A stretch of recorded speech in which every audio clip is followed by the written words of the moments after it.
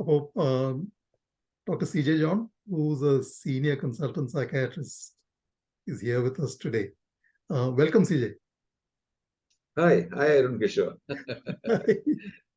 It's so nice to talk to you. But CJ, today we are sort of trying to think together about professional stress in doctors. And so thank you for agreeing to be actually the first person to come give me permission to record something like this, because I think my privilege. it's actually society's privilege, the doctor society's privilege. CJ, because like we spoke a few minutes back, this is about trying to increase the dialogue, the discourse amongst the doctor community about professional stress. About CJ, you've been in this profession for years, and I'm certain that I've gone through professional stress myself. So what about you? Yes. Every occasion you deal with a patient is a matter of stress. But you will have to think what best you can do for the patient. Will your treatment be successful? Will this man or lady come back to the mainstream of life just as before the episode of illness? All these preoccupations are there, and we are actually guiding this person into probably mainstream of life through recovery. So it's a stressful situation. Yes, every one of us go through stress. But unlike other medical profession, we don't come across a life-threatening situation. But it is a life quality enhancing situation where you have a person with emotional distress, mental health problems. It's your duty to see that you give him back or give her back a quality life to function in the society. So I would say both are almost same, but the adrenaline rush you get in a situation where the patient is going through a near-death experience may not be there with the career of a psychiatrist. That is true. But still, we have definite issues, conflicts related with management, and conflicts related with the relationship the patient is trying to build with you. All these things are source of stress, and you have to be level-headed to process all those things. So, CJ, how have you dealt with it? The thing is, I have a philosophy in my life, right from my medical student days, that look, I should have friends in the medical circle. Yes, that's very important. But just as you have friends in your medical circle, I thought it is very important that you should have friends from other circles also. Friends with whom you can vibe with their aptitudes and my aptitude probably matching together. Maybe when I write, if I have a writer friend, probably we can have a communication on that. Similarly, if you are inclined to do some social work, if you connect with a group or connect with a couple of persons who have that sort of a flair, well, there is a good communication happening. Or if you have a couple of friends who share your ideas about environment, fine. There is a platform where you can share things. Since it is spread like that, when I have professional stress, probably I take a tour or excursion to one of these things, which makes me calm and quiet to probably deal with the professional stress in a better way the next day. So that way, I have been having a culture of probably doing things that way. so that I have enough shock absorbers with me. But sometimes the gutters can be quite big, and no shock absorber is going to help you. Similar situations are also there.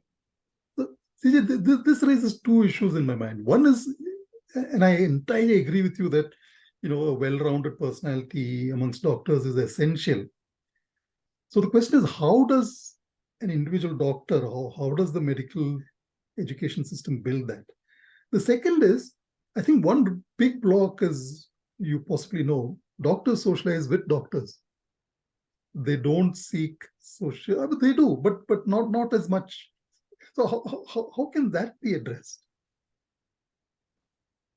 Somehow, our medical school education has probably narrowed down to probably building amenities within themselves.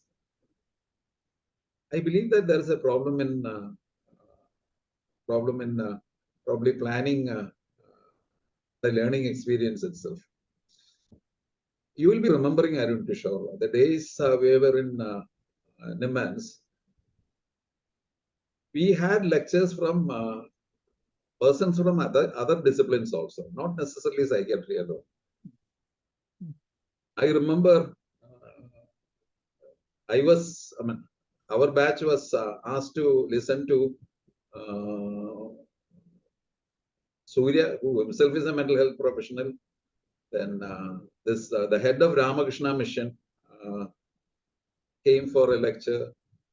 Then the person who has initiated the agricultural revolution, I forgot his from. He passed away recently. He came for a lecture. So it was very important that we should listen to people from other disciplines and probably have an idea about what's happening in other domains also. Unfortunately, in MBBS days, even in my days, there was no focus for that. Like, there was no exposure to listen to people from other domains. It is all study, probably internals, examinations, and getting marks and such things only. And that has probably stolen away the skills of probably stress management from the medical professionals, who somehow is very shut to probably actually connect with other people. This is a handicap.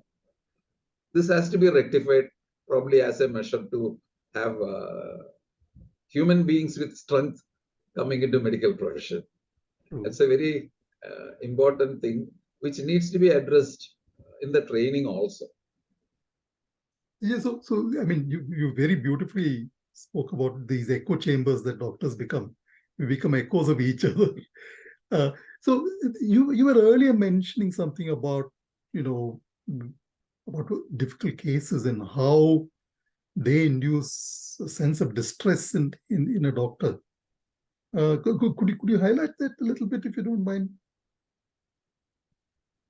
My major difficulty I have encountered in my practices when I encounter with children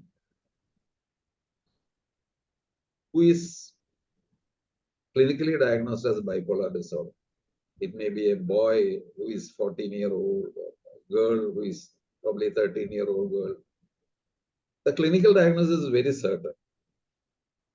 A doctor should not have such feelings, but it passes into my mind that, look, a diagnosis of bipolar disorder at this age means a lot to this child.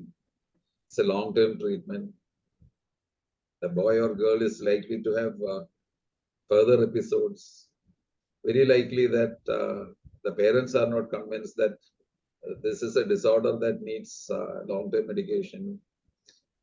So it's very certain that they'll stop medication and the child will have a relapse. How do I sort of manage this? See, you shouldn't think about what is going to happen to your patient on a long term and start worrying about it. But unfortunately, I start worrying about it. I become a little hesitant in probably starting mood stabilizers straight away.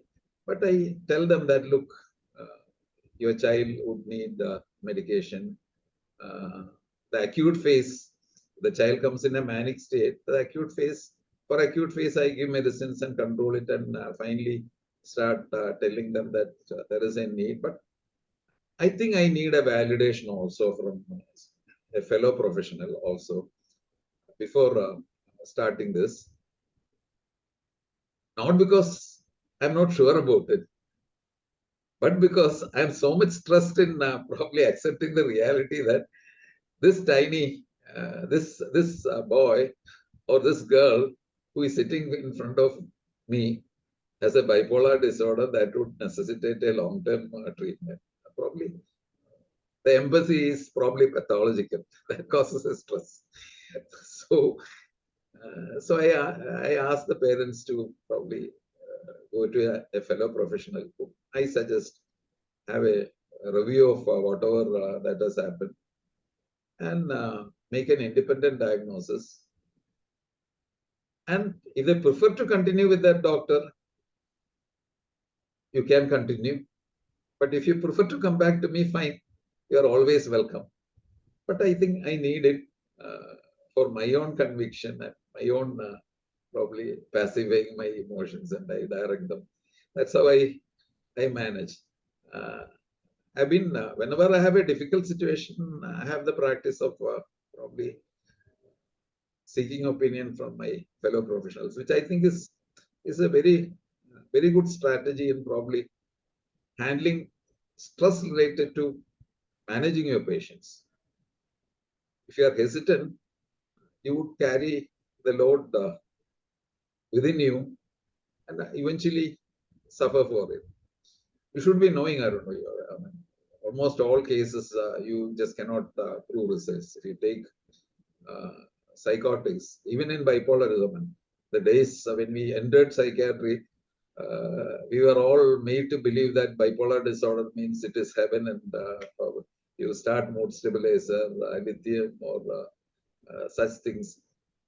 The episodes are prevented perfect, and the fellow will have such a good quality life subsequently. That's not the case now. You may achieve something in 70% of the cases, but you have that 30% wherein you are stuck and you are helpless, even in bipolar disorder. You need not talk about schizophrenia. These are all situations where you actually feel helpless. Look, I am helpless. I mean, with whatever neurobiology or whatever claims of modern medical treatment, you are standing helpless, and you feel that, look, but can you do? Thank you, CJ. So, but one final question to you, CJ, and this is an observation you brought in. You very beautifully brought out this bit about the helplessness that the doctor feels. And I think for most doctors like us, it's a very difficult situation to feel that uncertainty and helplessness. But the fear is, if you ask another co-professional, will I be proved wrong? I think that is the biggest fear in doctors, isn't it? About being proved wrong. No, I suppose, Arun, we can be wrong. We can accept that we are vulnerable to making mistakes also. If you don't cultivate that thinking, I think your progress as a doctor is sealed. You have to accept that you can be wrong. You can be put into helpless situations where with whatever you know, with whatever literature you refer, you become stuck. You'll have to, with